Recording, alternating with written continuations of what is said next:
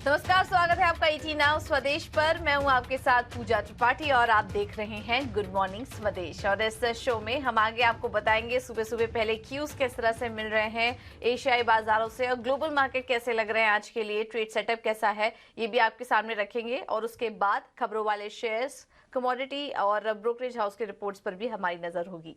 चलिए शो की शुरुआत करते हैं और सबसे पहले एशियाई मार्केट की बात करें तो पॉजिटिव ओपनिंग आज दिख रही है। एक्सजेक्स निफ्टी करीब 26 अंक ऊपर है आज। और बाकी इंडाइसेस भी देखें, चीन के बाजारों को छोड़ दे तो बाकी सभी इंडाइसेस हरे निशान में ही कारोबार कर रहे हैं। हांगकांग के बाजार करीब 11 अंक ऊपर है। कोरिया के बाजारों में 14 अंकों की मजबूती है। जापान के बाजार 218 अंक मजबूत हैं। तो इस वक्त हम देख रहे हैं कि जितने भी इंडाइसेस हैं वो हरे निशान में ही हैं, इंक्लूडिंग एक्सजेक्स निफ्टी। लेकिन चीन के बाजारों में अगर देखेंगे तो वहां पर हल्की नरमी है और 10 अंकों की वीकनेस शंघाई में देखने को मिल रही है। तो यहाँ से तो पॉजिटिव क्यूज हैं। लेकिन बाकी अगर ग्लोबल मार्केट्स के क्यू पर नजर डालेंगे तो कल भी डेट सीलिंग को लेकर जो चर्चा चल रही थी उसी पर फोकस रहा। हालांकि कुछ फैसला नहीं निकला, लेकिन बयान आ रहे हैं एक के बाद एक, वो हम आपके सामने एक एक करके रखेंगे। डाउ जोन्स की बात करें तो वहां पर करीब 0.5% की कमजोरी थी, 140 अंकों की वीकनेस देखने को मिली। लेकिन वहीं दूसरी तरफ नैस्डैक में शानदार तेजी थी। डेट सीलिंग की चर्चा और फेड की तरफ से जो एक के बाद एक ब्याज दरों को लेकर कमेंट्स आ रहे हैं, उसके बीच हमने देखा कि नैस्डैक में अच्छी मजबूती थी, करीब 0.5% की। और अगर क्लोजिंग के लिहाज से बात करें तो अगस्त के बाद हाईएस्ट क्लोजिंग देखने को मिली अपने ऊपरी स्तर पर। और इंट्राडे लेवल्स में भी ऊपरी स्तरों पर ही थे नैस्डैक इंडेक्स। तो अगस्त के बाद हमने देखा कि अच्छी मजबूती आई थी नैस्डैक में। S&P 500 दिन भर दायरे में रहा, लेकिन जो क्लोजिंग हुई वो हरे निशान में ही हुई। तो डाउ जो अमेरिकी बाजारों से काफी मिले जुले क्यूज हैं। अब कल जो डेवलपमेंट हुआ, कल हमने जैसे आपको बताया भी था कि प्रेसिडेंट जो बाइडेन और हाउस स्पीकर केविन मैकार्थी के बीच डेट सीलिंग को लेकर चर्चा हो रही है। कुछ फैसला तो नहीं आया, लेकिन मैकार्थी की तरफ से कुछ कमेंट्स आए हैं। उन्होंने कहा कि उन्होंने जो बाइडेन के साथ हुई चर्चा को काफी प्रोडक्टिव और प्रोफेशनल बताया।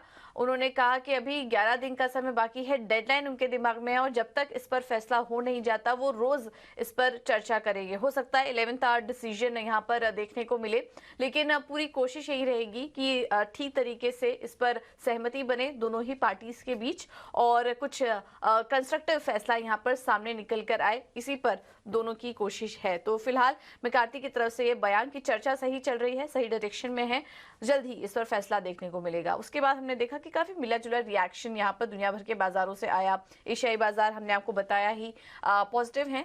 यूरोप के बाजार भी कल मिले जुले ही यहाँ पर क्लोजिंग देखने को मिली। वहां पर ग्रीक के चुनाव भी चल रहे हैं तो उस पर भी सबकी नजर टिकी हुई है। एक्शन दिखा कल बॉन्ड मार्केट और कमोडिटी सेगमेंट में। डेट सीलिंग की चर्चा के बीच हमने देखा कि बॉन्ड यील्ड्स 3.7% के पार अब निकल चुके हैं। और अब यहाँ पर ब्याज दरों को लेकर भी फेड ऑफिशियल्स के तरफ से काफी मिले जुले स्टेटमेंट्स आ रहे हैं। तो उन सब के बीच हमने देखा कि बॉन्ड मार्केट्स और कमोडिटी मार्केट में भी उतार चढ़ाव रहा। डॉलर इंडेक्स में मजबूती जारी है, 103 के पार अभी भी बरकरार है। सोने में हमने देखा कि हल्की वीकनेस आई और यहाँ पर भी फेड ऑफिशियल्स की तरफ से कुछ मिले जुले बयान आए। डेट सीलिंग पर चर्चा आगे है तो वहां पर अभी कुछ क्लैरिटी नहीं मिल रही, इसके चलते हमने सोने में कल हल्की वीकनेस देखी। कच्चे तेल में दोनों साइड के फैक्टर्स काम कर रहे थे। एक तो डॉलर में मजबूती आई तो कच्चे तेल को बढ़ने नहीं दिया, वहीं दूसरी तरफ सेकेंड हाफ FY24 में डिमांड में सुधार की बात की जा रही है। और इस बीच कनाडा और ओपेक प्लस देशों से सप्लाई में भी पिछले हफ्ते कमी देखने को मिली। तो इन सब के चलते हमने देखा कि कच्चे तेल में एक बढ़त जरूर नजर आई, लेकिन ऊपरी स्तरों से दबाव रहा। तो यहाँ पर दोनों साइड के फैक्टर्स कंट्रीब्यूट कर रहे हैं। बट ओवरऑल अगर हम बात करेंगे तो अब सबकी नजर टिकी हुई है डेट सीलिंग पर से जुड़े हर बयान पर, हर प्रोग्रेस पर। और इसके अलावा कल फेड के मिनट्स भी आने वाले हैं तो उनकी भी नजर है, वहां पर भी नजर रहेगी कि ब्याज दरों को लेकर किस तरह के स्टेटमेंट्स यहाँ पर निकल कर आ रहे हैं, वहां पर भी हमारी नजर रहेगी। तो ये कुछ बड़े इवेंट्स होने वाले हैं आने वाले कुछ हफ्तों में जहां फोकस रहेगा।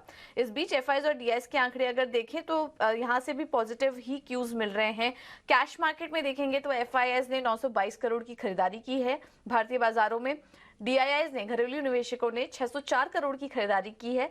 इसके अलावा इंडेक्स फ्यूचर में देखेंगे तो एफआईआईज ने आंकड़ा छोटा है, लेकिन नेट बिक वाली खरीदारी का ही आंकड़ा नजर आ रहा है। इंडेक्स ऑप्शन में अगर देखेंगे तो यहाँ पर 38 करोड़ की माफ कीजिएगा, स्टॉक फ्यूचर में 1126 करोड़ की खरीदारी का आंकड़ा है। स्टॉक ऑप्शन में 201 करोड़ की खरीदारी का आंकड़ा यहाँ पर नजर आ रहा है। तो ओवरऑल अगर आप बात करेंगे तो यहाँ से भी जो क्यूज मिल रहे हैं वो पॉजिटिव ही हैं।